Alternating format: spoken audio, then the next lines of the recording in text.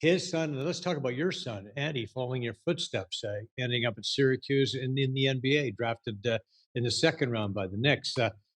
Part of that Canadian team that won the World Under 21 Championships in 2005. 10-year playing career for Andy. And how cool was it to watch his career unfold?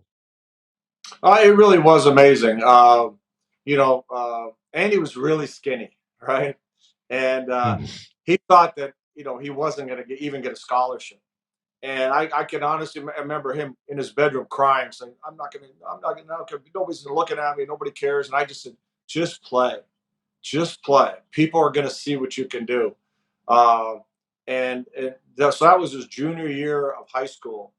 And his team went undefeated and won the state championship in New York, and then his Federation Cup championship, undefeated. And he ended up getting the MVP of the state championship and the Confederation. And a few schools, but still only a few schools, recruited him.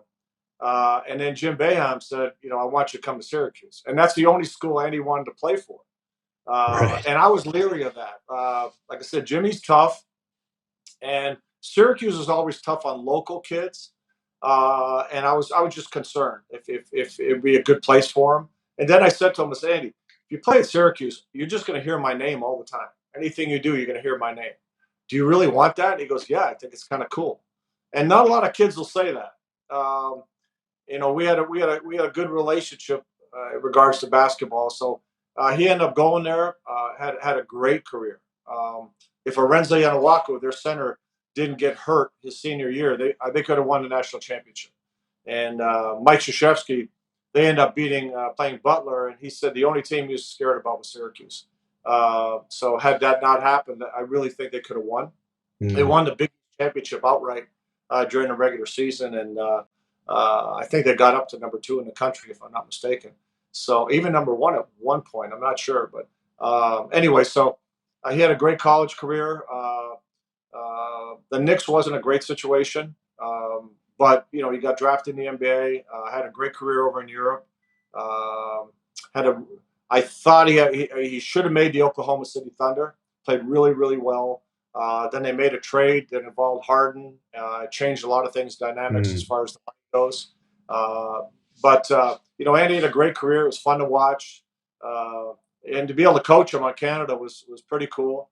Um, Interesting and challenging when you're coaching your kid because of people's perceptions.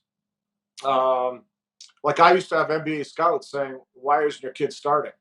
And I said, "Trust me, Yeah, I'm yeah. doing it for a certain reason, right?" And or I'd walk into practice, I go, "Yeah, I'm going to rip you a new rear end today." He goes, "Why? Just take it, just take it." Uh, because if I would give, I believed in really try to understand players and know a little bit about them. Why are you like this, or what's your behavior like this, or try to show patience, maybe growth. But if I gave the same leeway to my son, it would look differently. So there are some challenges there. But I remember one time we were in Italy and national anthem was playing. We happened to be standing next to each other, and I just looked at him. I go, "This is pretty freaking cool, isn't it?" He just looked at me, gave him this little nod. So it was a fun experience. And Andy, like I said, had a great career over in Europe and just retired a couple of years ago, actually.